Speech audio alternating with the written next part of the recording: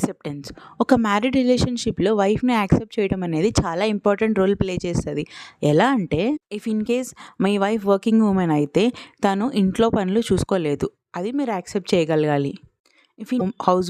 If in case me wife home maker అయితే తను ఫైనాన్షియల్‌గా మీ మీద డిపెండ్ అవుతది. తనకేదైనా కావాలన్నా మీరే చూసుకోవాలి. అది మీరు యాక్సెప్ట్ చేయగలగాలి.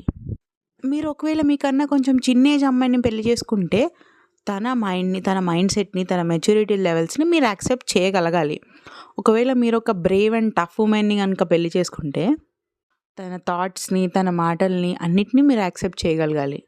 ఇన్ కేస్ మీ వైఫ్ ఒక ఆర్టిస్ట్ అంటే యాక్టర్, యాక్ట్రెస్, ఇన్‌స్టా స్టార్ ఇలా ఏదైనా కూడా తనకుండే కాన్సిక్వెన్సెస్ మీరు యాక్సెప్ట్ చేయగలగాలి. ప్రతి వుమెన్ లైఫ్‌లో తన ఫ్యామిలీని బ్యాలెన్స్ చేసుకోవడంలో అప్స్ అండ్ డౌన్స్‌ని మీరు యాక్సెప్ట్ చేయగలిగితే your life will be very beautiful because no women is perfect.